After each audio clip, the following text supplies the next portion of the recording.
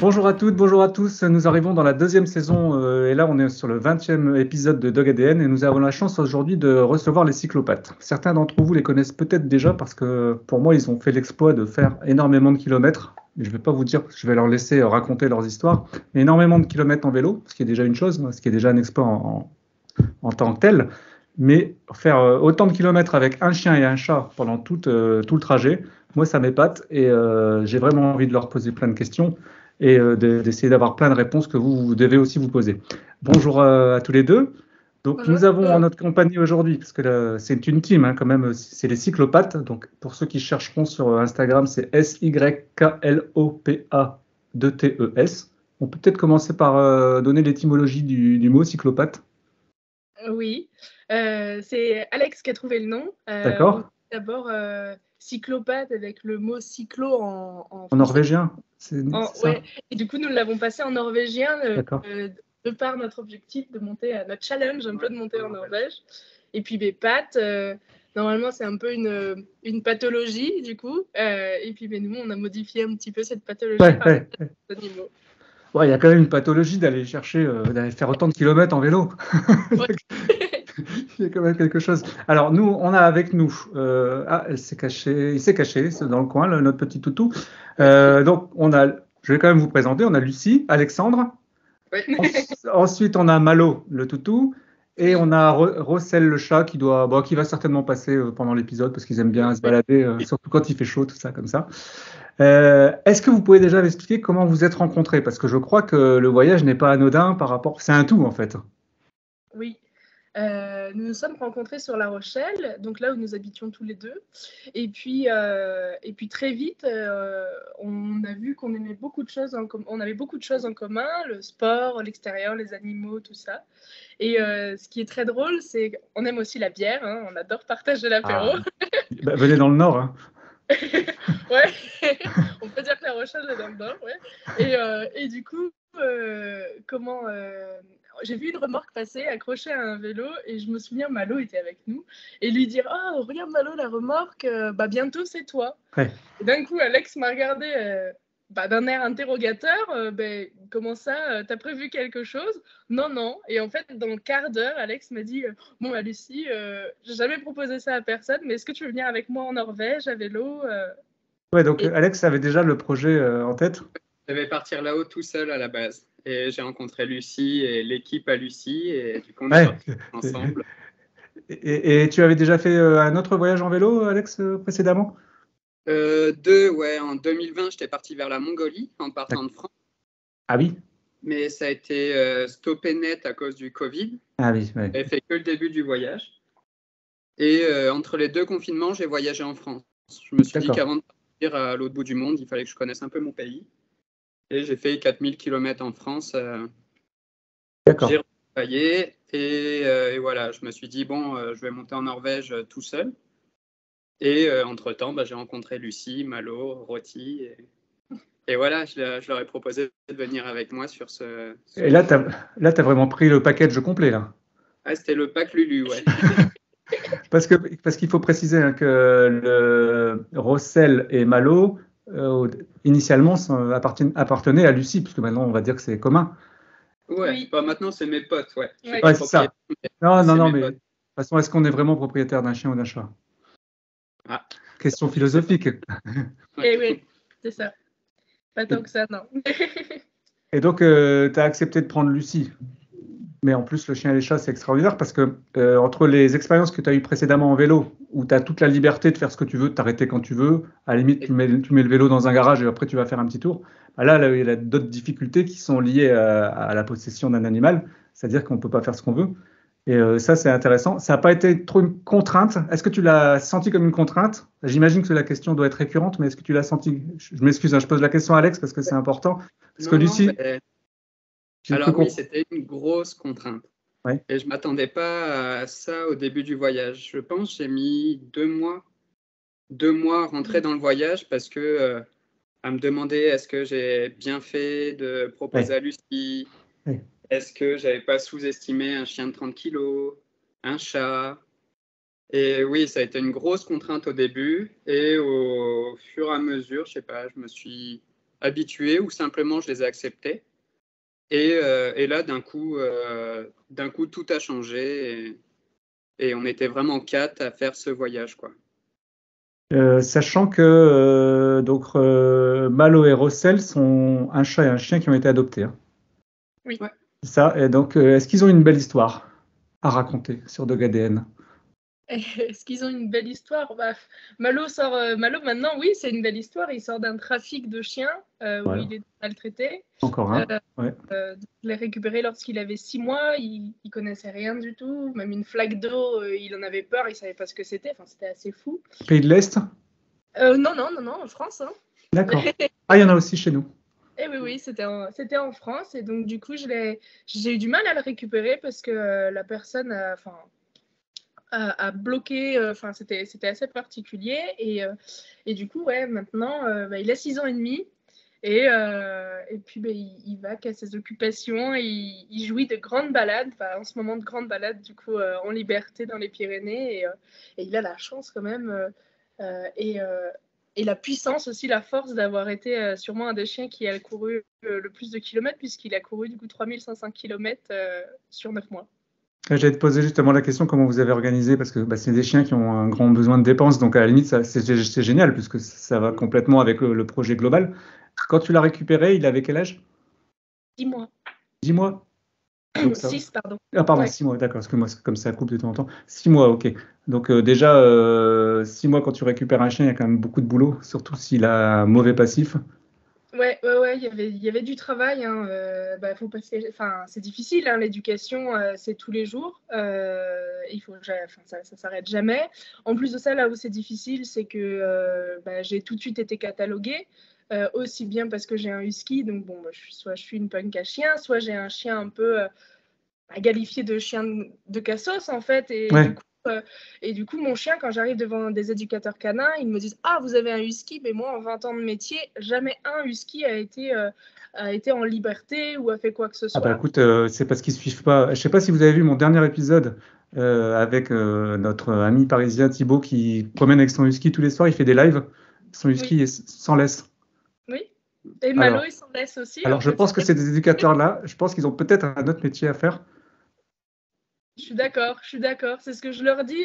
Ça veut dire qu'on prend un primitif et du coup, on monte un mur en parpaing de 3 mètres et on laisse son chien creuser des trous et hurler toute la journée. Et la dame ose me valider que, ah oui. Non, c'est pas possible. Du coup, j'ai éduqué Malo toute seule et c'est pas facile. Hein, j'ai eu des larmes. Mais ça a été. Mais du coup, j'ai la chance d'avoir un chien quand même qui est quand même plutôt cool. Mais il faut préciser que tu... Oh là là, mon Dieu, je mets mon bras, je me protège.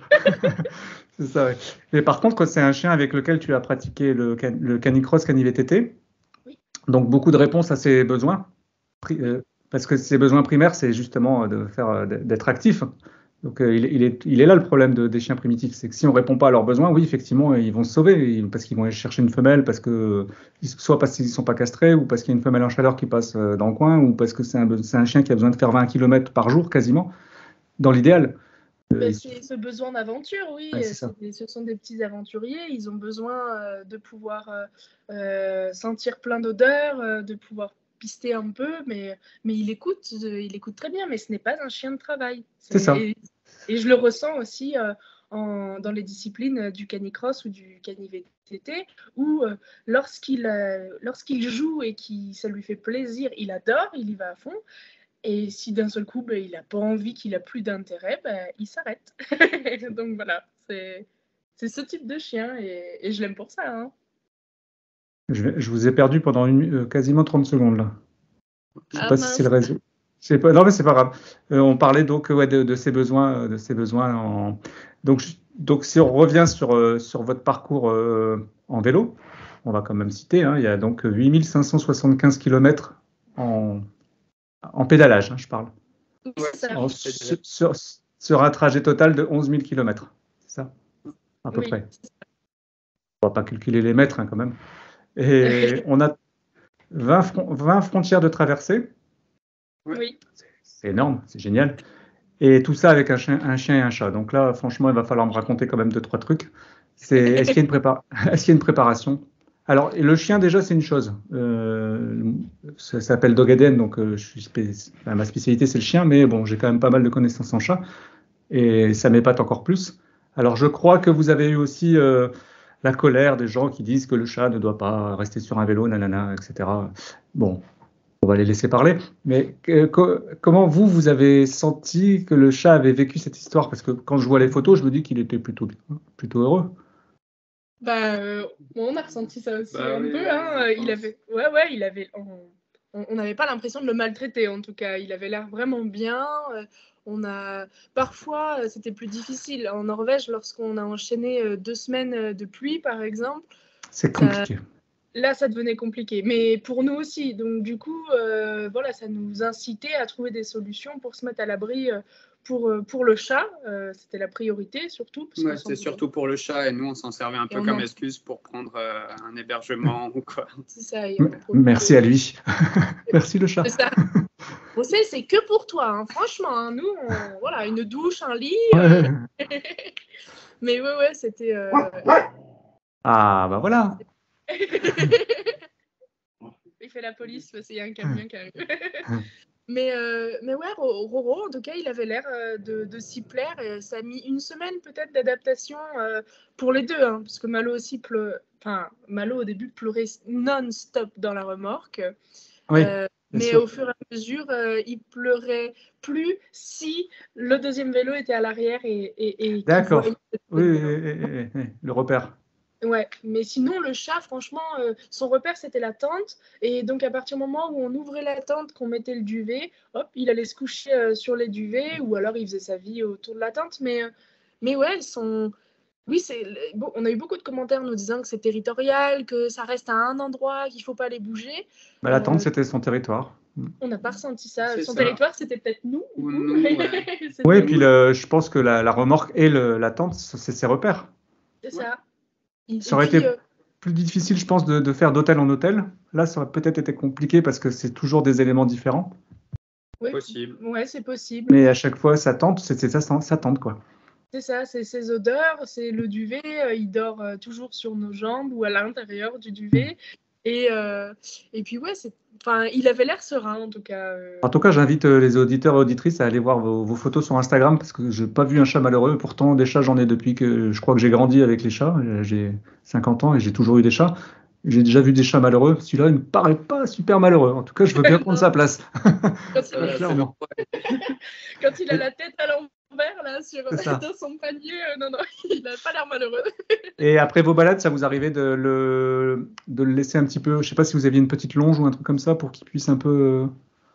Oui, on avait une cordelette Ouais, c'est ça, ouais, de c'est ça. escalade auquel on pouvait l'attacher si l'environnement nous Bien sûr. les complexe. Mais si nous étions. Si on était en pleine forêt, enfin dans un lieu vraiment sauvage, Rossel était en liberté autour. Oh, le Avec pied. du GPS, mais ouais, il était autour et il restait toujours à 20 mètres autour de la tente, quoi. 20, 30 D'accord. mètres maximum, mais il restait vraiment autour. Il nous ramenait des souris. Enfin, un Ah, chat.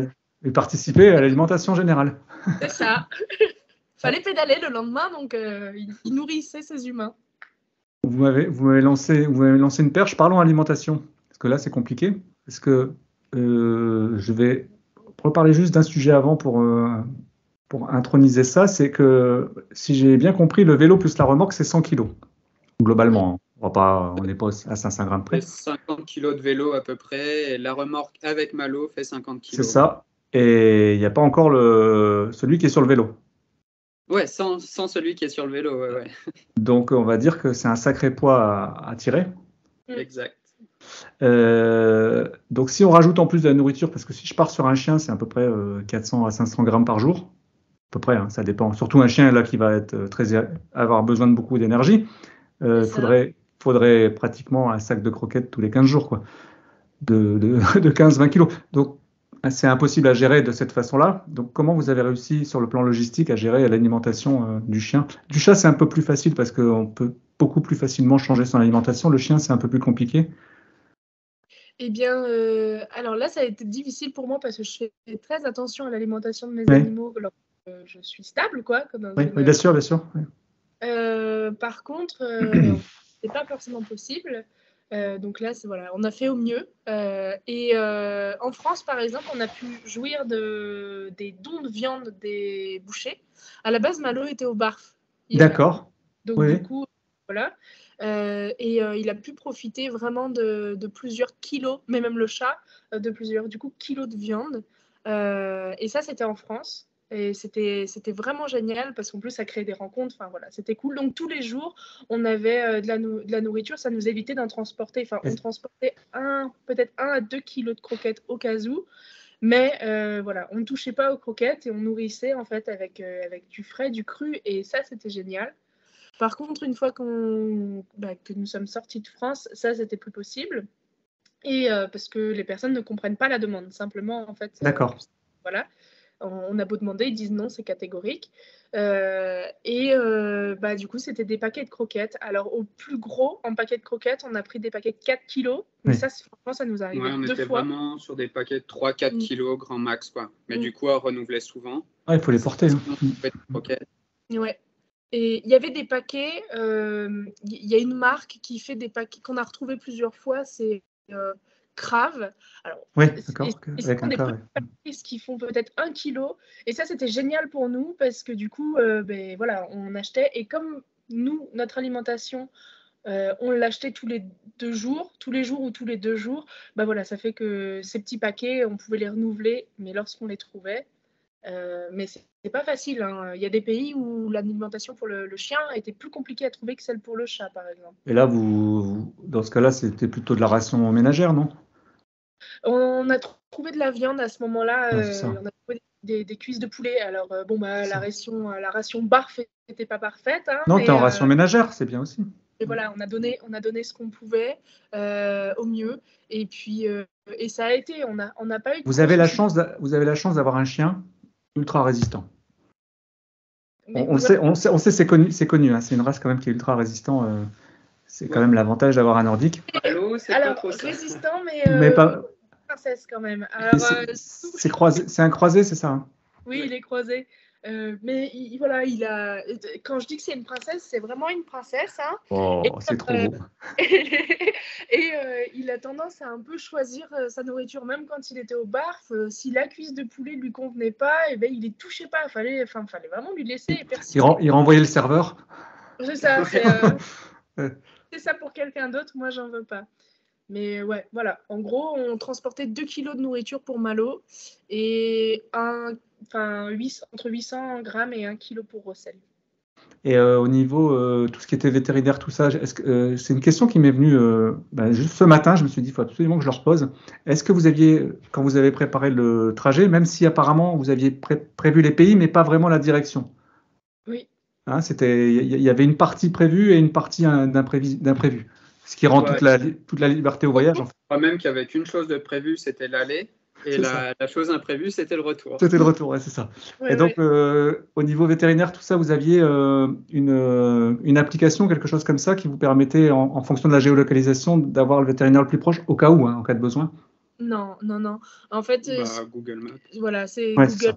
On a eu des besoins à deux reprises et on a regardé sur Google le veto. Ça a été tranquille. Voilà. Pour Rossel, on a eu une petite urgence quand même parce que Rossel a attaqué un frelon, sauf que c'est lui qui a perdu. Ouais, ça, malheureusement, et le veto le plus proche était seulement à 22 km, mais du coup 22 km un vélo vent de face. Ah oui, tout à fait.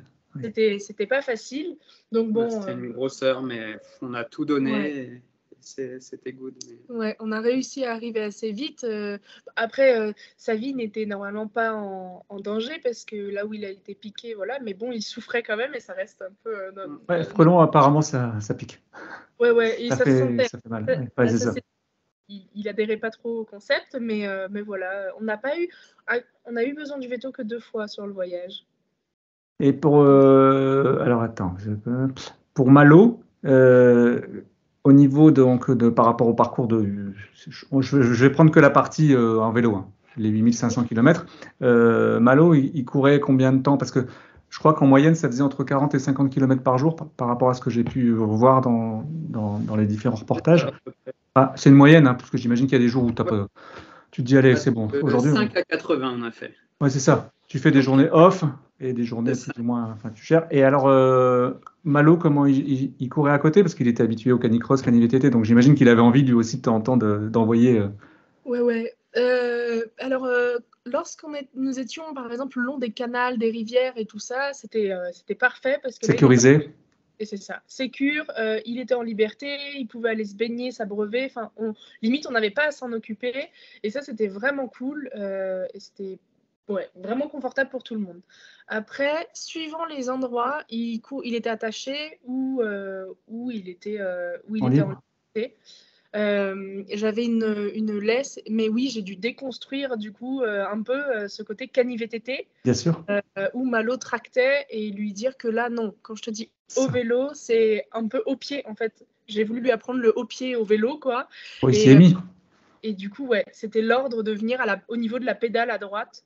Et voilà, et quand on traversait des zones où il fallait un peu faire attention, des fois, je lui demandais juste de venir du coup à la pédale. Et hop, on passait, il longeait, il était à côté du vélo.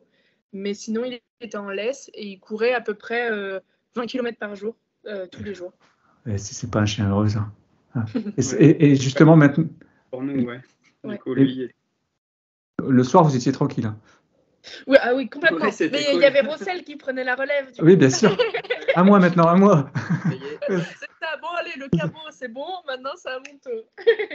Et maintenant qu'il a pris, qu'il a pris justement ce rythme de courir régulièrement 20 km, ça n'a pas été trop dur de revenir à une vie sédentaire pour lui? Au tout début, on a tous eu un moment de Il y a la gestion de l'après, hein. On n'y pense pas, mais il y a la gestion de l'après. Ouais. Euh, Et même pour eux aussi. Ouais. Oui, même pour eux, il a fallu qu'on continue de sortir un petit peu quand même, mais il était fatigué. Enfin, tout le monde était fatigué. Hein. Oui, bien sûr. Physiquement, on était tous bien fatigués, on avait besoin de repos. Donc, on a laissé quelques jours de repos strict et ensuite, oui, on a repris le sport et des distances parce qu'en fait, Bien c'est pas sûr. possible, sinon même physiquement, de passer d'autant d'activités à plus rien, c'est pas possible. Mais la transition s'est faite un petit peu parce qu'en Italie, ils pouvaient déjà plus courir autant qu'ils couraient avant, dû à la circulation. Italie, attends, parce qu'il faut quand même pour nos auditeurs qu'on situe. Vous êtes parti du sud de la France, hein. Oui, c'est Ouais. ça. Comme ça, on va déjà donner une boucle pour avoir une logique. Là, vous avez longé la France par l'est. C'est ça. Vous êtes Luxembourg, Belgique, Oui. Pays-Bas. Pays-Bas, Danemark. Et là, on arrive en Norvège. Oui. Ouais. Là, c'est le point le plus haut. Et après, vous allez redescendre pour revenir vers le sud, mais par les pays baltes. Par les pays baltes, ça. hein, c'est ça? Donc après la Norvège, on est passé en Suède, en Finlande, et après les Pays-Baltes, puis les pays slaves. D'accord. Et l'Italie, c'était la fin alors? C'est le dernier pays. D'accord. Comme ça permet aussi de situer pour les auditeurs, parce que c'est vrai que ça fait quand même un sacré périple. Ouais. Sur le dernier mois, du coup, la transition s'est un petit peu faite puisqu'ils ne pouvaient plus forcément courir les 20 km. Les coussinets, ah oui, bah oui, par rapport à la circulation. Ouais. Puis, Par rapport à la circulation. puis en Italie, de toute façon, ils rigolent pas, hein. Il faut rester à droite, hein. C'est ça. Du coup, Malo a fait un peu plus de remorques qu'avant. Mais au moins, ça a fait un peu la transition. Ouais. Il courait peut-être 10 km, plus ou moins 10 km par jour, quoi. Parce que je crois qu'il y a une piste cyclable qui fait du nord au sud de l'Europe, l'Euro quelque chose. Celle-là, vous ne l'avez jamais prise, parce que vous êtes complètement de l'autre côté de la France. Parce que je crois qu'elle longe plus l'ouest de la France, et vous êtes passé par l'est. L'Eurovélo 1. C'est ça, l'Eurovélo. Ouais, donc celle-là, vous ne l'avez pas prise. Non. Il y a plusieurs Eurovélos, et on a pris des petits tronçons par-ci par-là de voies cyclables. Aussi bien en France, on a eu des petits tronçons de voies cyclables. C'est quand même plus agréable. Et ouais, c'était sympa. Par exemple, la Via Rona, elle était folle aussi. C'est la première que nous avons prise. On a choisi d'ailleurs de commencer comme ça parce que c'était plus sécure, c'était plus facile pour notre début de voyage. C'est celle qui longe les Alpes, non? C'est pas ça? Elle suit le Rhône. Ouais, c'est ça, la Via Rona. Ouais, c'est ça. Lyon à Lyon, à peu près. Ça a l'air très très beau. Ouais, ça l'est. C'est très sympa. Pour commencer, c'est une bonne mise en bouche, quoi. C'est ça. Et ouais, donc on a profité à plusieurs reprises de tronçons d'Eurovélo, mais on n'a pas suivi exclusivement une voie cyclable. On a vraiment roulé en fonction de nos envies, de notre motivation, à monter ou pas de dénivelé. Et donc, vous avez mis combien de temps finalement pour arriver en Norvège? À peu près. Ouais, comme ça. J'aurais dit que nous y étions au mois de juin-juillet. Voilà. D'accord. Juillet, nous y Mars, étions. avril, mai, juin. Ouais, 4 mois. 4 mois. Donc, on est en juillet 2022, hein, je crois. Non, 2020, je sais plus. Moi, je suis perdu. 2022, c'est ça. Donc, canicule en France. C'est ça. Ouais. Bah, Sachant que la canicule en Norvège, c'est 11 degrés, c'est ça Ouais, c'était 4 en plein milieu de juin. Ouais, c'est ça. Ouais, on a eu de la neige, on a eu une journée de neige au mois de juin. Et puis, mi-juillet, on a, comme dit Alex, on a eu une après-midi à 4 degrés. Alors, quand on voyait que nos copains, ils se plaignaient des températures folles en France, nous, on avait froid. Et donc, du coup, c'était vraiment... Ça faisait drôle. Et un truc, faire les fjords en vélo, alors C'est magnifique. C'est aussi magnifique que dur, je crois. C'est ce que j'allais dire, parce que les fjords, pour ceux qui ne connaissent pas, c'est quand même la mer qui rentre dans la terre. Hein. Donc c'est très sinueux, il y a beaucoup de D+. Les montagnes qui tombent dans la mer, carrément, Alors, c'est éblouissant, franchement, mais c'est très intense. Et le mot, enfin voilà, c'est le mot, c'est intense. C'est intense. Autant visuellement que... Ouais, et que physiquement. Ouais. Et que mentalement, du coup, aussi. Parce que moi, je me suis vue à un moment être en grosse difficulté de motivation. Physiquement, ouais, bien sûr. Ouais. Ben oui, parce qu'en plus, la météo, elle est vraiment très humide. C'est toujours humide, ouais, c'est ça.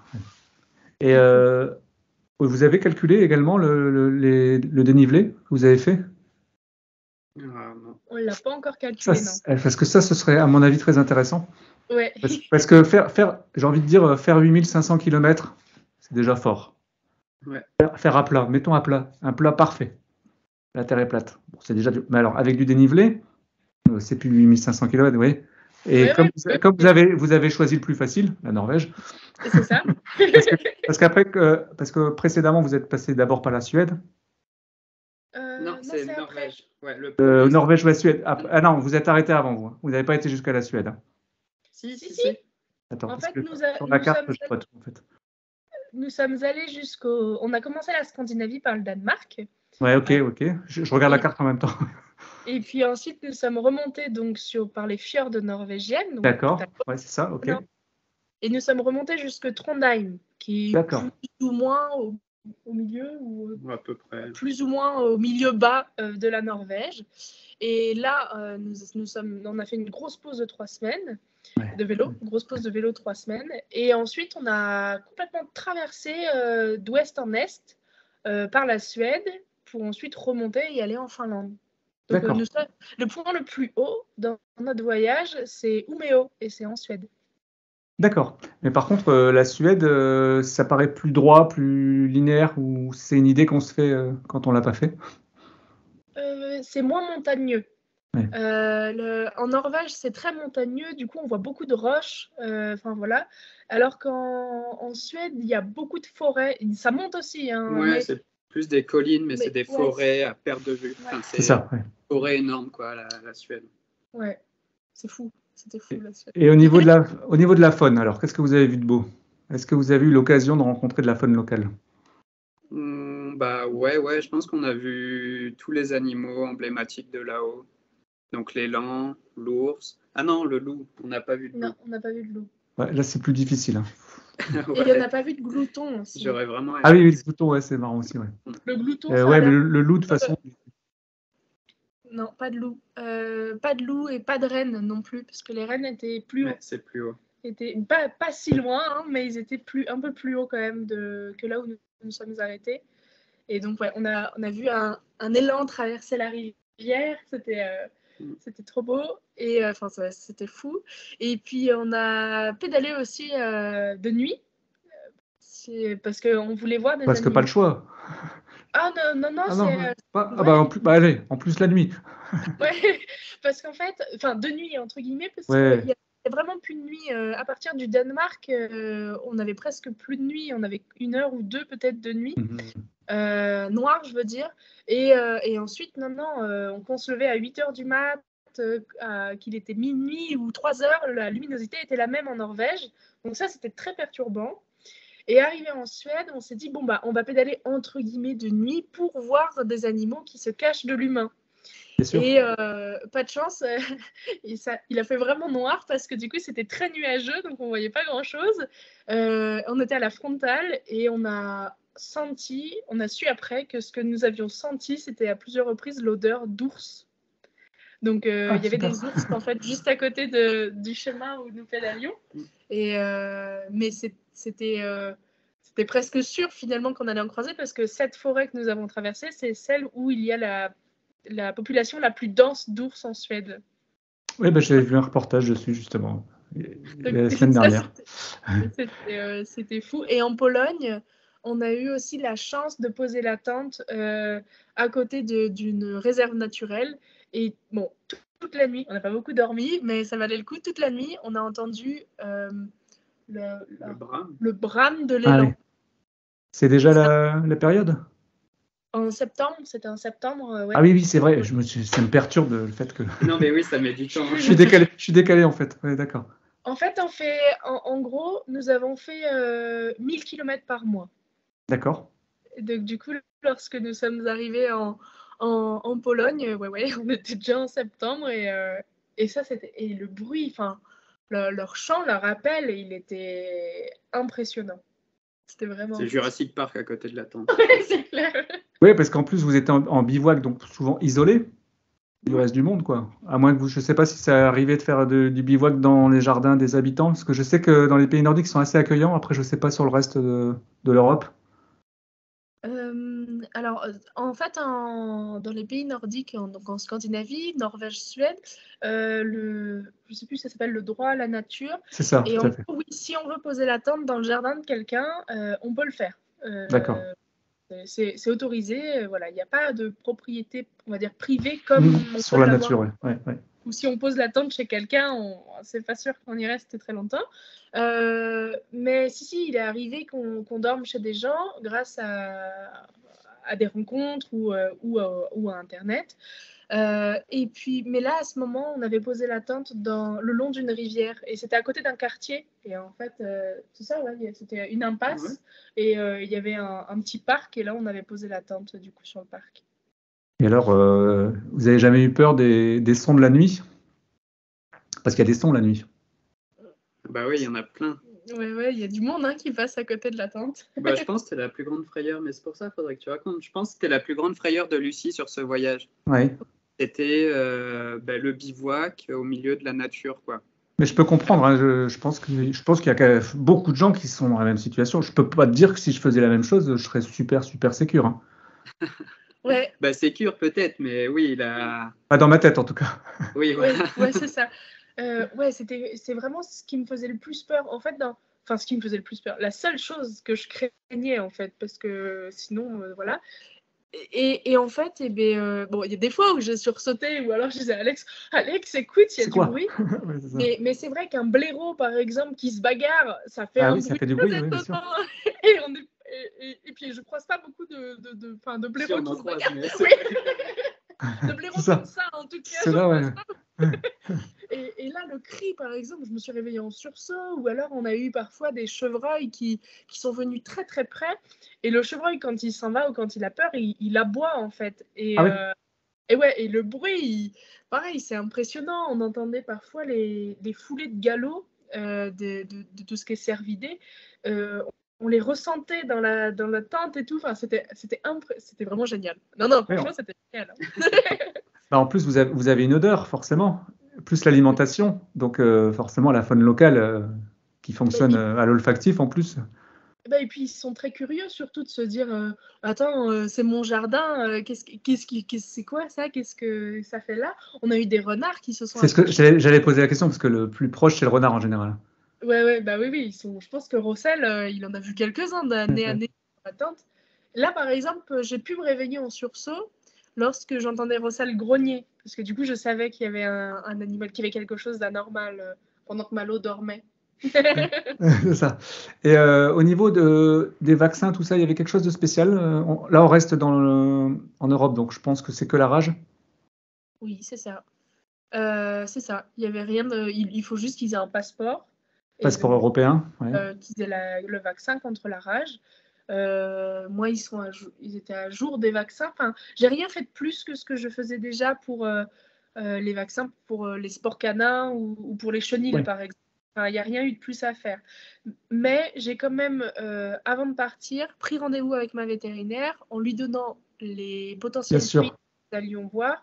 Et c'est elle qui a regardé et qui m'a tenue informée et qui m'a dit non, c'est bon, t'as rien à faire. Elle a fait quand même un document pour certifier la bonne santé de mes animaux. Parce que ça, il le faut, par exemple. Un document Pour quand tu travailles, si jamais tu as une demande à la frontière ou un truc comme ça. Ouais, Frontière, c'est ouais. ça. Et puis, il y avait quand même des choses à faire que nous n'avons pas faites, mais il y avait des choses à faire pour passer certaines frontières. Apparemment, enfin, dans certains pays, ils demandaient la vermifugation Ouais, tout à fait. de Ouais, l'animal ouais, ouais. dans les 72 heures avant la traversée Ouais, pour éviter de transmettre des vers d'autres pays, on ne sait jamais, ouais, qui pourraient se C'est ça, développer après. D'accord. pour les parasites. Et ça, il fallait le faire dans les 4 jours avant de passer. Et je crois que ça, il y avait 3 frontières qui. Enfin, en gros, Je, on aurait dû.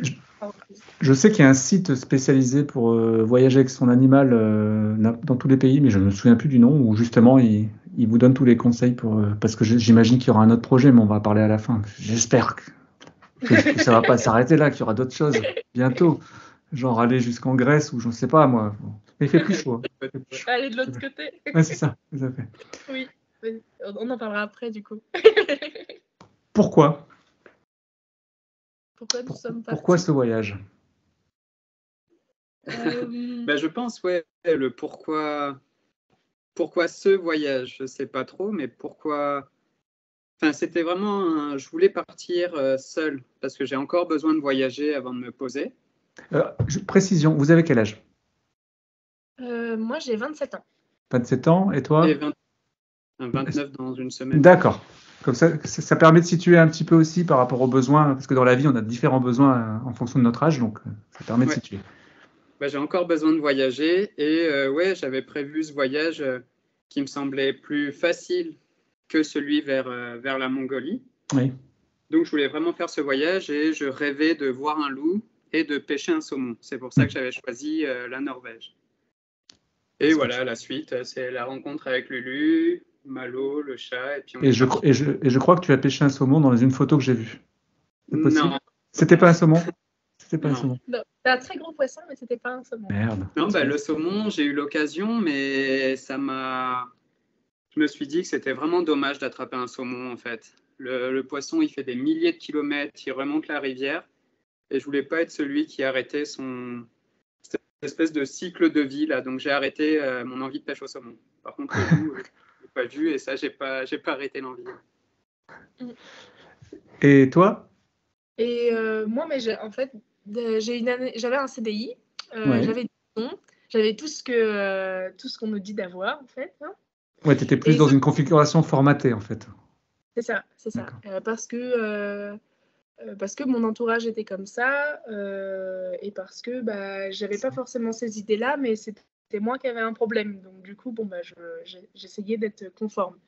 Et avec mon employeur, ça se passait pas bien du tout. Je me sentais vraiment en plus emprisonnée, tout ça, ça allait pas. C'était dans quel domaine d'activité? On va pas rentrer, on va pas demander le nom de la boîte et de l'employeur, t'inquiète pas, mais. J'étais assistante technique, donc j'étais dans l'administration. D'accord. Et l'administratif, pardon. Et dans une boîte privée. Et en plus de ça, avec le patron, humainement, avec moi, c'était pas possible. C'était vraiment, voilà, quelqu'un qu'on n'avait absolument pas les mêmes valeurs. Bien sûr, ouais. Plus, quoi. Au bout de 4 ans où je subissais, je me suis dit, c'est bon, là, je pouvais plus. De toute façon, mon corps ne pouvait plus y aller. C'était un non catégorique et j'ai rencontré Alex qui m'a un peu donné la possibilité, la force aussi de dire mais Lucie, c'est bon, démissionne quoi. Enfin, tu vas pas continuer là, on s'en fout en fait. Il n'y a pas d'obligation à avoir un CDI, surtout qui te rend malheureuse en fait. Et surtout que tu en as envie. Donc, Ouais, surtout à votre âge. Et fais-le, pars. Et là, il ne m'avait pas encore parlé de voyage. La question du voyage n'était pas encore présente. Et en fait, je me suis un peu délestée de tous mes poids qui pouvaient me bloquer et faire que j'avais un peu du mal à respirer tous les jours.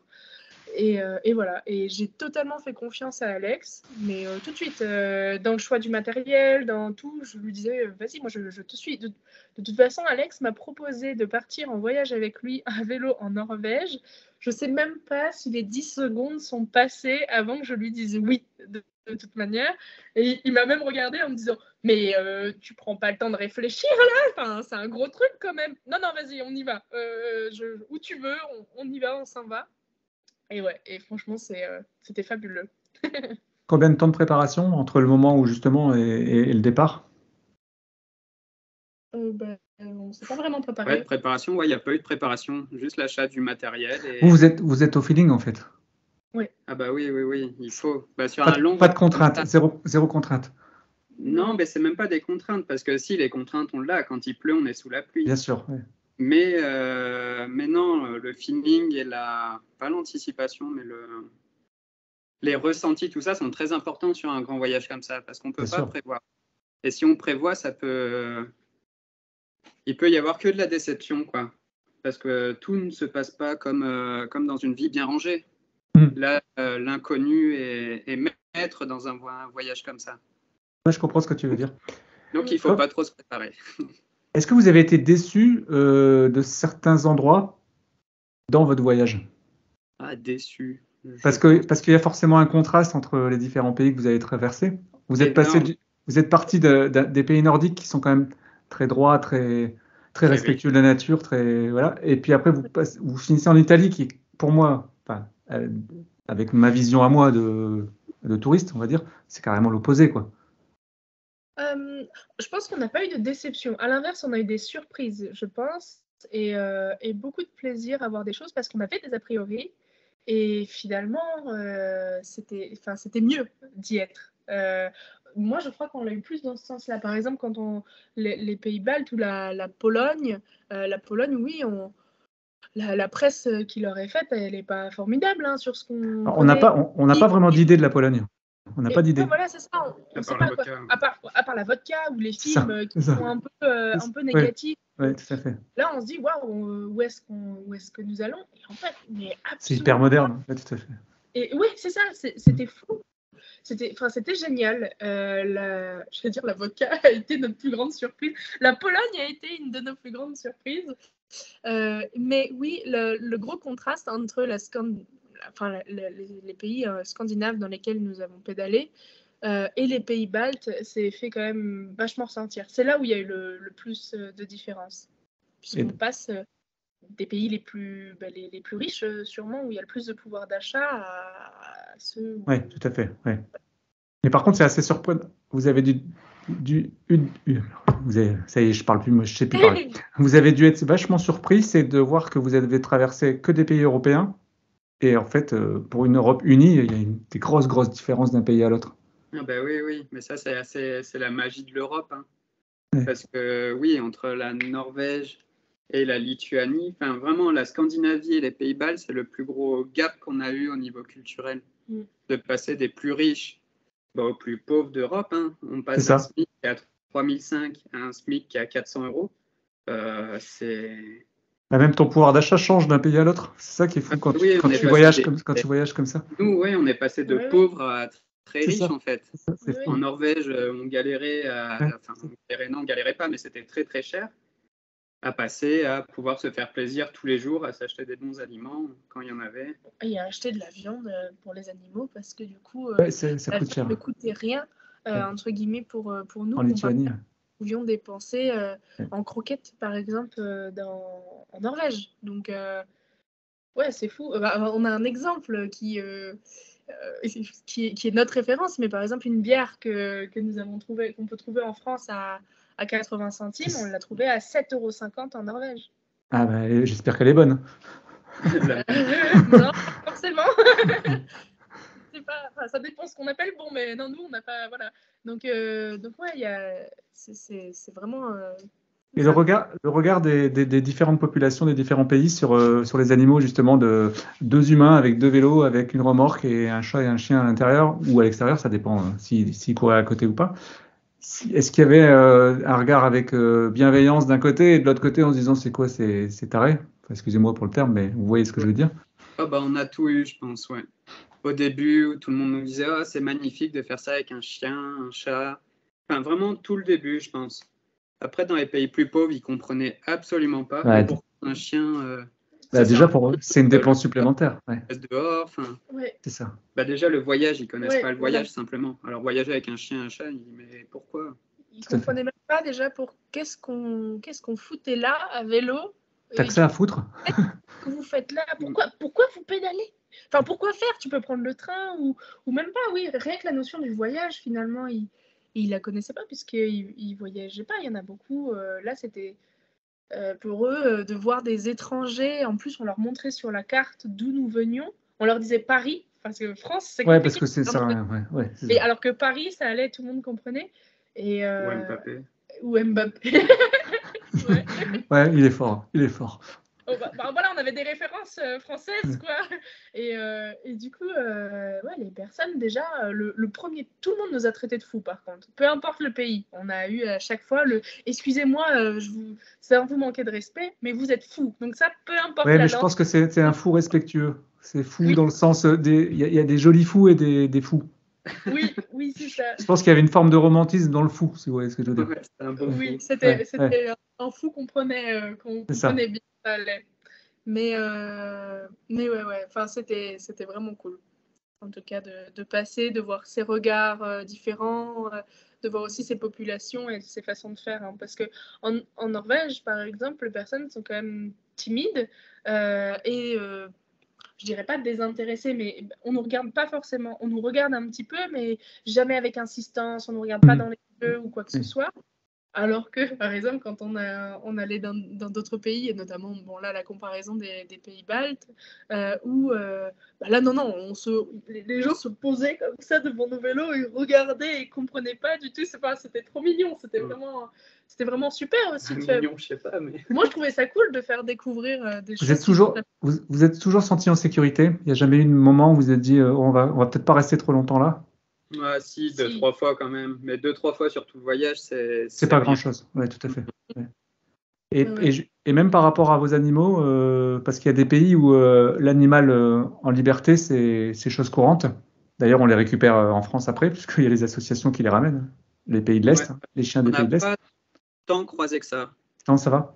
Non, le pire, je pense, c'était vraiment dans les pays baltes encore, mais ça allait. C'était plus des portails ouverts que des chiens errants. Ouais, c'était pas des chiens de rue qui éventuellement risquaient de venir perturber. On n'a pas vu de chat errant.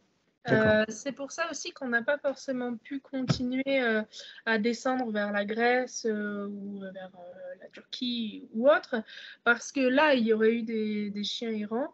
Et déjà, et dans les pays baltes, c'est seulement au sud de la Lituanie qu'on a eu des chiens qui étaient en libre, mais qui étaient en libre chez eux.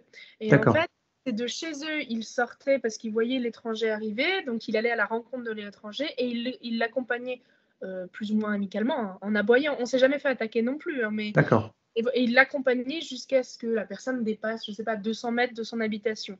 Mais on n'a jamais, je crois pas, je pense qu'on n'a jamais vu de chien errant. C'est vraiment que du portail ouvert, comme dit Alex, en Pologne surtout, où les portails n'étaient jamais fermés et qu'on a eu des chiens qui ont débarqué en plein milieu de la route, mais voilà. Et au fur et à mesure, en fait, vous avez nourri vos réseaux sociaux de photos entre le début et la fin du parcours. Encore aujourd'hui d'ailleurs, hein, parce qu'il c'est des nouveaux épisodes dans les Pyrénées. On Oui. pourra en reparler tout à l'heure, mais est-ce que vous avez une chaîne d'amitié, on va dire? C'est peut-être un peu fort, mais je ne sais pas si vous voyez ce que je veux dire, qui fait qu'il y a des gens qui vous suivaient et peut-être même qui vous ont accueilli dans différents endroits. Oui. Oui. En France, nous avons été accueillis 3 fois chez des abonnés, par exemple. Excellent.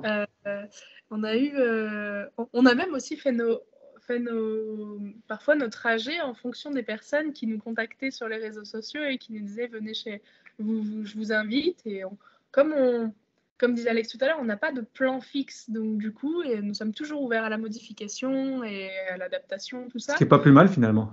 Et oui, et donc du coup, quand on nous dit bah, viens ici, je t'invite à l'apéro. Bon, bah, on prend cette trajectoire pour aller boire l'apéro. Bon, Et oui, mais sacré.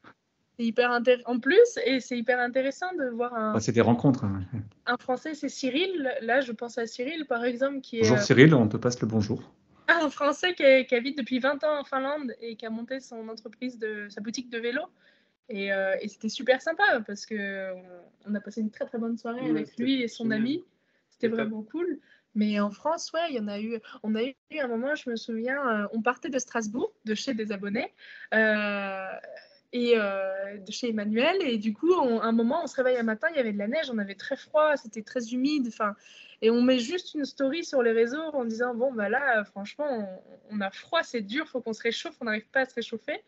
Et on sort du magasin en prenant notre petit déjeuner et il y a quelqu'un qui nous parle sur le parking et en même temps on reçoit un message de Martine et Dominique qui nous envoient la photo de leur cheminée en disant on a c'est extraordinaire. 8 km. Vous pouvez venir, on n'est qu'à 8 km. Et bien on a fait les 8 km pour profiter de la cheminée et d'une soirée tarte flambée faite. C'est vrai que les contrastes entre être dehors au milieu de la forêt de temps en temps, je crois qu'on doit encore plus profiter des biens matériels. Ah, mais tellement. On a même un rapport au matériel qui change totalement. Rien que par moment, on a ressenti ça. Rien que d'avoir de l'eau illimitée, c'est ça. On était content. Juste avoir de l'eau qui tombe du robinet. Et on parle de l'Europe. Donc, Donc c'est une expérience qu'on peut conseiller à tout le monde.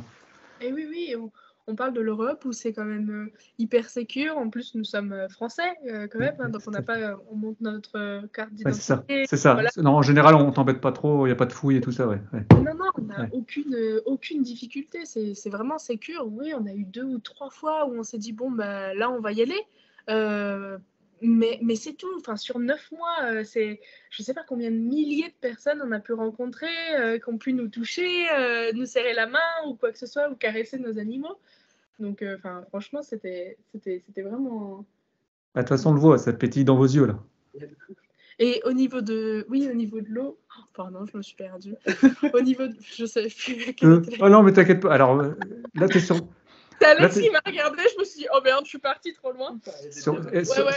Sur Dog ADN, on va jamais là où on doit aller. C'est comme vos voyages en vélo, en fait, c'est pareil. Oui, c'est ça. C'est pareil. C'est vrai que tu m'as dit que ça pouvait fonctionner comme ça. Moi, je pars dans tous les sens. Et le premier Airbnb que nous avons pris, c'est en Estonie. Ouais. Et c'est là où on a eu des toilettes. Du coup, on a pris 2 ou 3 jours et on avait des toilettes, du coup. Prendre une douche d'eau chaude.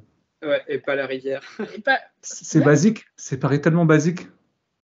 Mais ouais, mais la rivière, parfois, elle me manque, hein, je crois, hein, des fois, de me rinsouiller, d'avoir froid.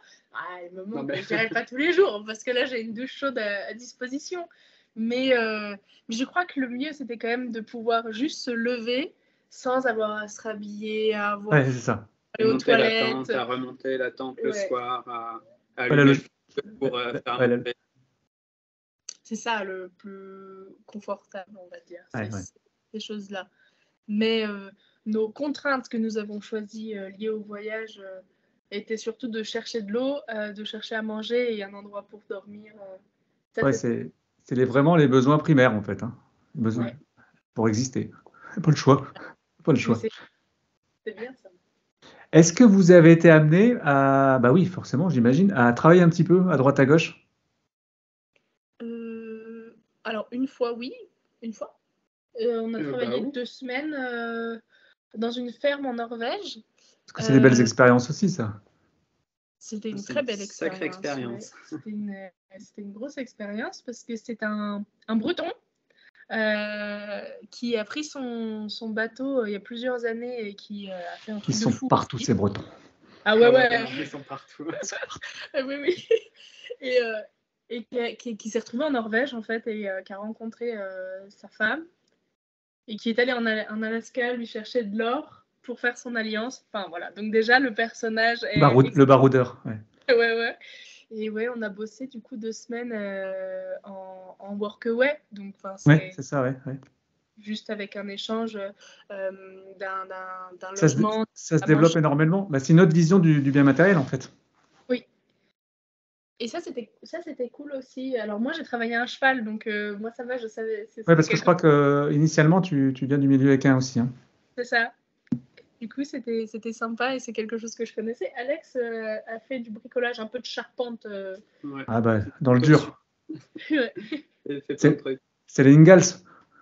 C'est la petite Oui, maison là. Ouais, c'est ça. c'est ça. C'était exactement ça. Et là aussi, où c'était très intéressant à voir, c'est qu'en Norvège, l'été est très court. Du coup, en plus, en été, il pleut quand même souvent. Et du coup, ils ont en gros 1 mois et demi, peut-être. Oui, c'est ça. Ils ont vraiment les 2 mois d'été pour faire tout ce qui est. Pour profiter à fond, c'est un peu les écureuils qui vont les noisettes, parce qu'après. Ils ont 2 mois pour bosser à fond. C'est ça. Faire tous les travaux, tout refaire. Et là, quand on pédalait, du coup, là, dans la ferme, c'était le cas. Hein, c'était à fond, il fallait tout faire. C'était très intense avant que l'hiver arrive. Et on le voyait aussi hein, quand on pédalait, les maisons, tout le monde était en train de travailler. Il y avait des travaux partout, parce que c'était le rush, quoi. Ouais. Au niveau du budget, vous aviez prévu un budget pour le voyage parce qu'en fait, vous n'aviez pas prévu de temps imparti. Non, donc pas de budget non plus. Parce qu'à un moment, c'est le nerf de la guerre. Quoi. Si jamais là, dans les auditeurs auditrices, des gens se disent ah, ils sont géniaux, je veux faire pareil, c'est nos nouveaux héros des temps modernes. Ça peut arriver, hein, parce qu'il y a beaucoup de gens, j'en entends de plus en plus le bikepacking, vous connaissez, hein, c'est vraiment très à la mode. Hein. Ce que vous avez fait, c'est ça, hein, de toute façon, c'est du bikepacking, avec des chiens et des chats en plus, mais c'est très à la mode. J'aime pas quand on dit très à la mode parce que ça fait très pointer du doigt, mais c'est quelque chose qui revient. On sent que les gens reviennent à la nature. Ce que vous avez fait, c'est exactement ça. Et quand je parle autour de moi, on sent qu'il y a une vraie sensibilité au retour au vélo, parce que le vélo, l'avantage en vélo par rapport à la voiture, c'est que tu sens les odeurs, tu sens la chaleur. Il y a des choses que tu ne pourras jamais ressentir en voiture. Bon, c'est un peu plus long, par contre. Tu vois les gens, tu peux leur parler. Oui, nous sommes très accessibles à vélo. Et ça, c'est super. Et je ne sais plus ma question initiale. Je suis très fort. Bienvenue sur Dog ADN. Le budget. Voilà, le budget, merci. Le budget sur un voyage comme ça. À peu près. Hein, sur 9 mois, je dirais 11 000 euros à 4. C'est pas énorme. Après, en même temps, il faut être capable de vivre une vie aussi assez ascétique dans certains moments, quoi. C'est ça. Mais en fait, sur le voyage à vélo, en tout cas, notre type de voyage à vélo, on n'a qu'un truc à acheter, c'est la nourriture. Parce que les moyens de transport, on a nos jambes, donc le vélo. L'hébergement, la tente. Donc la seule sortie d'argent qu'on a, c'est vraiment que la nourriture. Bon, quand tu vas en Norvège, il y a les ferries aussi, il y a eu quelques réparations vélo. Mais essentiellement, c'est de la nourriture. Et là, un 11 000 euros à 4 sur 9 mois, c'est vraiment pas grand-chose au final. Surtout quand nous avons passé quand même 1 mois et demi en Norvège. Et du coup, c'était assez cher. Et comme dit Alex, il y a les ferries que nous avons pris. Qui sont très chers, je crois. Où c'est un budget aussi. Déjà, du Danemark à la Norvège, il y a 450 euros de bateau. C'est ça. Donc voilà, il y a une enveloppe, ferry, mais nous, en tout cas, nous dormions sur 269 jours de voyage. On a fait 80-85% peut-être de bivouac, quoi. Oui. De tente. Donc, le confort d'un lit normal. ça doit être encore plus exceptionnel. Moi, j'adore être en tente, mais bon. Ouais, mais faut admettre que ton corps, de temps en temps, te dit allez, on va se poser un peu sur quelque chose de moelleux. Oui, de droit. De droit, surtout parce que nos duvets étaient très confortables. On les aimait bien quand même, nos duvets. Mais ouais, c'est vrai que quand tu dois trouver que là, il y a des racines, là, il y a des cailloux, et puis voilà. Bon, c'est vrai que c'était pas forcément droit, mais je crois qu'après, tu dors partout. Hein. Tu t'adaptes, t'es tordu, mais t'arrives à dormir. Est-ce que vous avez un abonnement chez un ostéo? Non, par contre, on est allé voir l'ostéo en rentrant quand même. Ça fait du bien, même pour les animaux. Hein. Oui, on a vu l'ostéo. L'ostéo, il nous a remis plein de choses en place parce que ce qui est impressionnant, c'est que notre corps, en fait, notre inconscient est au courant qu'on ne peut pas peiner, en fait. On ne peut pas lâcher, on n'a pas d'autres choix. Ça envoie des messages au cerveau, j'imagine. Et du coup, on a pas mal. En fait, on n'a aucune douleur, rien. Et plus on se rapproche, par contre, de la maison, plus on se relâche en se disant c'est bon, là, je peux arriver. Donc là, du coup, tu as des petites douleurs, tu es un peu bloqué par-ci, par-là.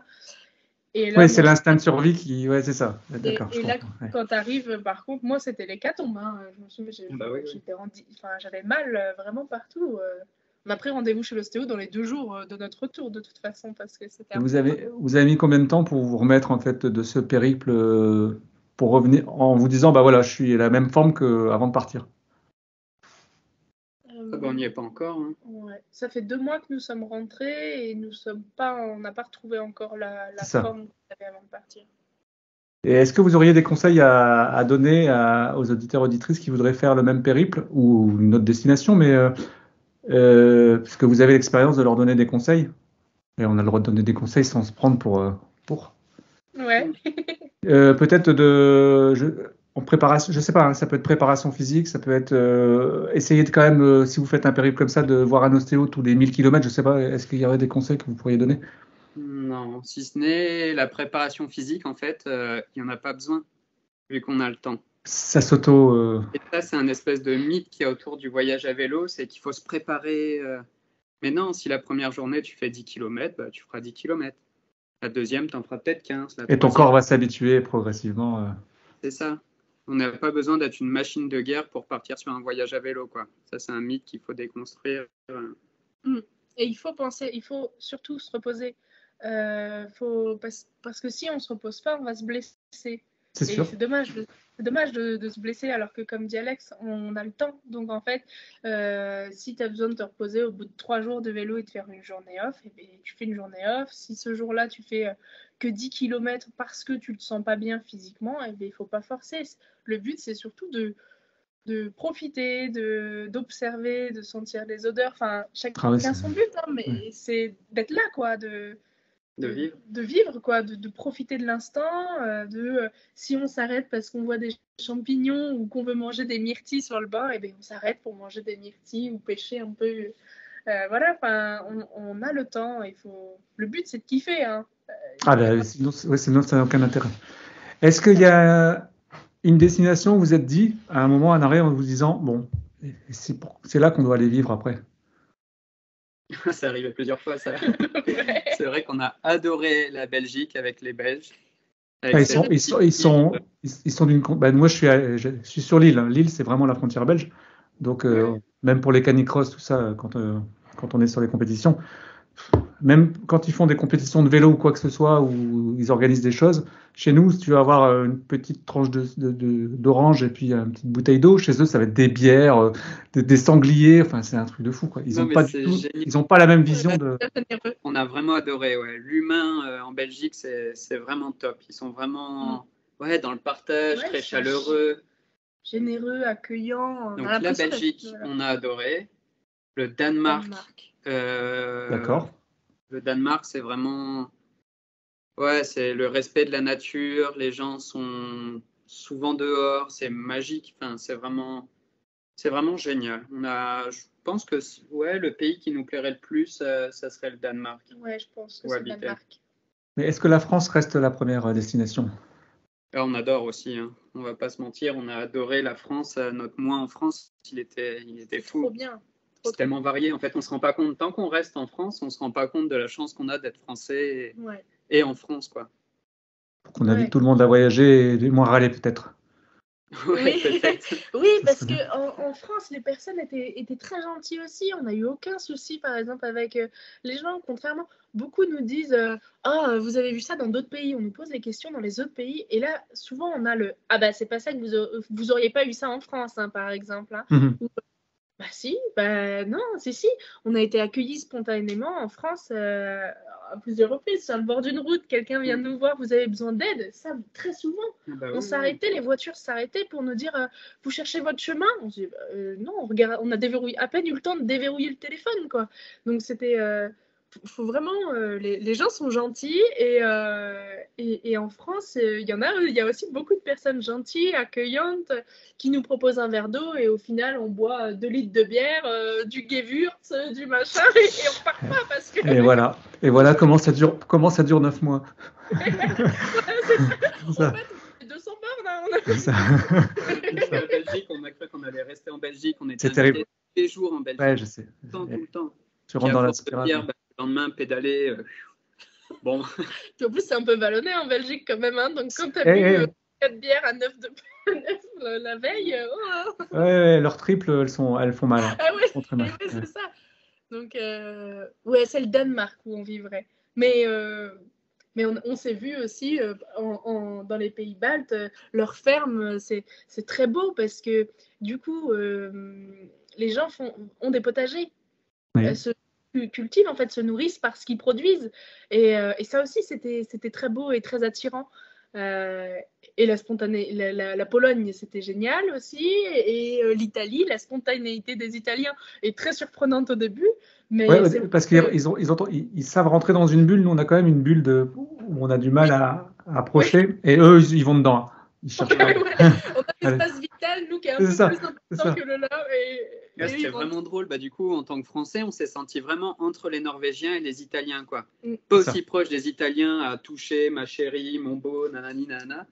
Alors que là-haut, ils ont un espace vital qui doit être de 3 mètres. Si tu t'approches, 2-3 mètres, presque, ils reculent, ils comprennent pas trop. D'accord. Alors après, prendre des gros câlins en Italie, c'était le monde à l'envers. C'était cool. C'était génial. Donc, on encourage tout le monde à voyager, bien sûr, et à aller découvrir. Oui. Rien qu'en Europe, rien qu'en Europe, il y a plein de choses à voir. Est-ce que vous... On est déjà 1h08. Je le savais, je sentais qu'avec vous, ça serait long. Mais passionnant, attention. Mais passionnant. Est-ce que vous avez des marques qui se sont rapprochées de vous en se disant, tiens, ces deux-là, ils nous intéressent bien. Tu vois, moi, si j'étais propriétaire d'une marque, vous seriez le genre de couple avec les animaux, là, qui m'aurait bien intéressé à suivre pour mettre en valeur ma marque parce que la philosophie ressemble très fortement. Tu vois. Moi, j'ai contacté par mon autre compte et le sport que je faisais avant avec Malo, enfin, que je fais avec Malo. J'ai recontacté du coup Back on Track. D'accord. Où Florence a été très, très intéressée. Bonjour Florence. Oui, bonjour Florence, et merci Florence, hein, parce que je l'ai eu plusieurs fois au téléphone. On a passé, c'est drôle parce qu'elle nous a envoyé, par exemple, moi j'ai eu une doudoune, Alex a eu un maillot de vélo. Ouais, elle m'a offert aussi un t-shirt pendant la Coupe du Monde de Canicross, parce qu'ils avaient un stand de Back on Track. Leurs produits sont quand même... Et oui, waouh. Ils sont top, Enfin, moi, ma doudoune, elle est géniale, je la porte tout le temps. Rossel, il a pu avoir une petite polaire et tout, et il la portait quand même régulièrement. La récupération, ils font des gilets de récupération. C'est de la microfibre, de microcéramique, que je dise pas de conneries, sinon elle va m'appeler pour me dire que j'ai dit des bêtises. C'est de la microcéramique, c'est incroyable, la chaleur du corps qui se répercute, qui revient, et ça détend les muscles, ça détend le système veineux, c'est incroyable. C'est incroyable. Malo, Malo, il l'a, ça. Souvent. Malo, il est détendu là actuellement. Je crois qu'il a. Ouais, là, il va plutôt bien. Faudrait peut-être le rappeler Back on Track, lui. Hein. Mais oui, donc on a eu Florence, et Florence, je l'ai eu au téléphone plusieurs fois. Enfin, elle était vraiment très intéressée, très investie, c'était génial. En plus, on s'entendait bien, donc voilà, c'était cool. Et puis, on a eu Bawa aussi, cosmétique, où j'avais eu besoin d'eux pour pareil, le sport canin pour Malo. Et en fait, il nous a envoyé, quand je lui ai dit ce qu'on allait faire, mais tout de suite, donne-moi ton adresse, je t'envoie des produits. Et on s'en est bien servi. Hein. Franchement, le baume réparateur coussinet. Très intéressant. Même pour nous, parce qu'en fait, ce qui est génial, c'est que les produits, on peut les utiliser pour nous. D'accord. Et puis, c'est naturel. Donc voilà.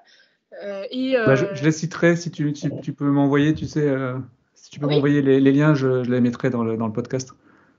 Oui, carrément. Et ils ont aussi un gel de massage, ils en ont 2, mais nous on a embarqué que le gel cryo. Et parce que quand on en poussait un peu sur les pédales ou que Malo faisait des grosses journées, on pouvait comme ça se masser avec le gel. Et ça, c'était cool. Après, Là, il y aurait iDog maintenant. Oui, mais c'est pas. C'est pour un prochain. C'est après voyage. Pour un ouais. prochain. Pour nos prochains. iDog.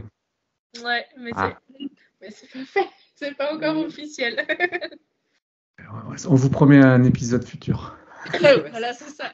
C'est ça. On fait un teasing. Bientôt le prochain épisode. C'est ça.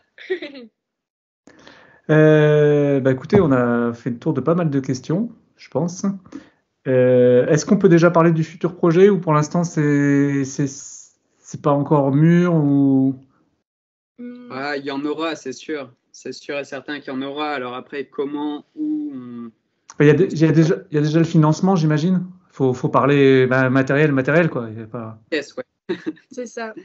Est-ce que là vous êtes dit justement par expérience du premier, est-ce que ce serait pas intéressant parce que là vous avez quand même un beau Instagram avec des magnifiques photos, vous commencez à avoir un nombre de followers qui est intéressant, c'est même décevant par rapport à la beauté des photos, tout ça. Donc on va essayer de contribuer à ce qu'il y en ait un peu plus. Merci. avec nos faibles moyens, mais là je pense que les marques doivent être vachement attirées par ce genre. Ça représente vraiment deux petits gars. Je m'excuse, c'est ce que je peux me permettre avec l'âge. Deux petits gars avec leurs animaux, dans le respect de tout ça. Moi, je trouve que la philosophie, elle est excellente. Et est-ce que vous avez préparé un petit truc à envoyer à toutes les marques qui seront proches de votre philosophie à vous? Parce que c'est intéressant aussi à vous de sélectionner les marques. Oui, surtout. Je suis en train de vous donner des cours de marketing, excusez-moi. Mais c'est parce que souvent, on veut attirer l'argent facilement, mais je pense qu'à un moment, il faut être aussi en phase avec la marque qui nous suit. C'est ça. Parce qu'on ne peut pas après dénigrer le produit. Complètement contre moi, sûr et certain, et contre nous, je pense. Oui. Fait de faire pour l'argent, non, ça, c'est on pas est d'accord. C'est vraiment pour le plaisir, c'est le... Qu'avec une mauvaise marque, par exemple. Oui. Mais il y a même pas photo. Et c'est surtout moi qui publie sur les réseaux sociaux. D'accord. Et moi, je ne partage que ce que je valide. Donc, je partagerai que ce que j'apprécie ou les D'accord, valeurs. bien sûr. D'ailleurs, j'ai oublié de citer, et c'est très important quand même, il y a Le Cyclo. lecyclo.com, c'est un site de vélo. D'accord. Très bon contact, très régulier avec les personnes sur Instagram notamment. D'accord. Et ils nous ont aidés, ils nous ont quand même vachement dépannés pendant le voyage. Du matériel qui était nécessaire. Sympa. Ouais. Mais voilà, et ça, je viens d'y penser parce que c'est quand même fou ce qu'ils ont fait. Et ils l'ont fait pendant le voyage et sans. Enfin voilà, donc ça, c'était super cool. Excusez-moi, c'était la parenthèse que je trouvais importante à dire. Mais donc, pour revenir sur les marques, nous, on n'a pas envie d'avoir des personnes et de vendre des choses, de communiquer sur des choses qui ne sont pas en valeur avec nous. On a été contactés pendant le voyage par, je ne sais pas, une sorte de marketing. Je ne sais pas ce que c'est, du MLM peut-être, mais sur les voyages. Et ils voyaient notre compte et ils voulaient aussi qu'on se mette à vendre des voyages. Et non, c'est pas notre truc en fait. Ça nous a pas intéressé, donc gentiment on a dit à la personne que c'était pas avec nous que ça irait plus loin quoi. Mais non, donc oui, c'est des partenariats avec qui ça pourrait matcher, pourquoi pas. Mais c'est vrai qu'il faut que ça matche des deux côtés. Ça va matcher, je le sens. Et vous êtes déjà projeté dans 5-10 ans, voir qu'est-ce que votre vie idéale, ce serait quoi? Oula. Oui. Plus tard, à terme, je pense que ça serait d'avoir une ferme. D'accord. Et d'être le plus autosuffisant possible. D'accord. Je pense que ça serait le... Mais bon, dans je sais pas quoi. Ouais. Je dis 5-10 ans pour avoir une date, mais en fait, ça peut être 15 ou 20, c'est pas grave. Non, c'est comme le voyage, c'est pas programmé, quoi. C'est aller vers ça. Pour l'instant, en tout cas, c'est ce qu'on aimerait. Ce serait la tendance, ouais. Mais oui, on verra. On ne sait pas. Pour conclure ce super interview, c'était top. C'était vraiment sympa. Je suis content d'avoir fait votre connaissance, en tout cas. C'est top. Est-ce qu'il y a un message que vous auriez voulu passer ou quelqu'un qui a été très influent dans vos décisions ou c'est le moment de les mettre en valeur? C'est maintenant. C'est le moment. Vas-y. Moi, c'est Alex, la personne. Oh là, j'ai l'émotion qui monte d'un seul coup. Moi, c'est. Ouais, franchement. Oui, Moi, il t'a offert un truc, tu pensais même pas que c'était aussi beau de faire. Et oui, en fait, en moi, j'avais vraiment envie de voyager ou quoi que ce soit, mais je ne pensais absolument pas que c'était possible de faire quelque chose comme ça. Ouais.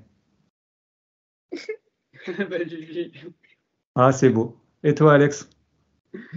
Moi, je sais pas. Je pense que c'est la vie. Hein. C'est simplement la vie et la liberté que j'ai acquis sur mes voyages et tout ça qui me. Ouais, profiter de tous les moments. Ouais. Ouais, c'est ça, de profiter vraiment de chaque instant, de rencontrer des belles personnes comme Lulu. Ouais, voilà. Et c'est de continuer comme ça, quoi. Et Malo, il est d'accord, je crois. J'espère. Il y a des gens qui vont penser que j'ai pas été sympa avec vous s'ils voient que la fin. Comment je fais moi maintenant? Faut que j'assume. Mais oui, et puis remercier, mais ce serait remercier toutes les personnes. Toutes les personnes qu'on a rencontrées. J'imagine que c'est une liste qui est non exhaustive, quoi. Tellement vous avez rencontré de gens, même à travers. Et puis finalement, on voyage. C'est vrai qu'on a vu des paysages qui étaient merveilleux.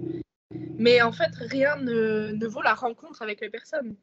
C'est là où on a vu par exemple des paysages qui étaient fabuleux en Norvège, mais finalement nous étions un peu perdus dans nos montagnes. Oui.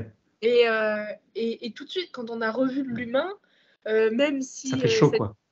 Et ouais, on a vu à un moment par exemple une personne qui avait pas grand chose. On a fait une pause déjeuner et il y a un monsieur, il avait juste une boîte de poissons dans la main et une petite bouteille de soda. Et une personne très pauvre, une vieille personne très pauvre, ça se voyait vraiment avec des habits. Et il a donné son repas au chat. Tu vois, ça m'étonne même pas en fait. Mais c'était fou parce que, alors du coup, on ne la connaît pas. Enfin, le discours était impossible, parlait pas anglais. Mais cette personne, elle nous a fait chaud au cœur. Mais t'aimerais la remercier, mais tu peux pas parce que voilà. Ouais, c'était très fort, quoi. C'était vraiment très fort. Il a donné son repas, 2-3 poissons au chat. Enfin, j'étais là, mais comment on fait? C'est beau, quoi. Et ouais, c'était bizarre. Il a donné les poissons. On a essayé de parler, puis il est reparti. Et ça redonne un peu d'espoir à la nature humaine parce que parfois c'est compliqué. Ah ben là, c'était magique, ouais. C'était fou. Magique. On a juste échangé par des signes, des mimes, parce qu'on parle beaucoup des mimes, et des regards, un sourire, et rien que ces regards et ces sourires, c'est touchant, c'est poignant, et c'est pour ça, en fait, que ça donne envie de repartir en voyage. C'est toutes ces rencontres comme ça, quand on voit cette personne, ou alors même en Italie, moi je vois des fois... J'étais en galère en train de pédaler avec ma remorque là, et les Italiens qui sont aussi très spontanés, mais nous applaudissaient. Allez, on y va. Et c'est génial en fait parce que quand on adore être au milieu de la nature et profiter et tout, mais c'est vrai que ce contact quand même avec le vivant et notamment avec l'humain bienveillant, c'est indescriptif. Hein. Franchement, ça remplit le cœur, quoi. Et c'est pour ça que... Ce qui est fou, c'est que c'est tellement rare, ce qui est dommage d'ailleurs. Je pense qu'il faut aussi en donner pour en recevoir. Ouais, mais je pense que toute la relativité des biens matériels, hein, c'est toujours le même problème. Et bon, là, c'est un long débat, on pourrait faire 3 heures, on pourrait faire 3 heures là-dessus. Merci beaucoup à tous les deux. Un grand merci à toi. C'était un plaisir, voire même un honneur de vous accueillir sur Dog ADN. J'espère qu'on aura l'occasion de refaire un épisode dans 1 an ou 2, je ne sais pas, peut-être même en live quelque part, à travers le monde ou au milieu d'un bateau, je ne sais pas. Je vous vois bien traverser l'océan Atlantique en bateau avec le chien et le chat. Ouais. Mais bon, faut aimer la mer, hein. C'est pas pareil. Pas nous. On a un peu de mal avec le bateau, mais bon, peut-être que j'aurai progressé d'ici là. En tout cas, je vous souhaite plein de bonnes choses pour la suite de vos projets. Et puis j'espère à très bientôt. Peut-être qu'on se croisera. Si je sais pas si tu vas refaire du canicross ou cani-VTT ou quelque chose comme ça. Ou je sais pas, Alex, tu faisais aussi du sport canin? Non, pas canin, le sport tout court. D'accord, ok. Sport tout court et ouais, je suis initié avec Malo, quoi, mais je suis loin d'être un canicrosseur. En tout cas, j'espère à très bientôt. Ouais, Après, pareil. nous aussi, on Ouais. l'espère. C'était Et vraiment ouais, c'était cool. Merci beaucoup pour l'invitation. Et puis, à bientôt. De toute façon, je vous enverrai un message dès qu'on publie tout ça. Je pense fin de semaine ou début de semaine prochaine. Ok, Ok. génial. Bonne journée. Salut, Merci bonne beaucoup. journée. Merci beaucoup. Ciao. Au revoir.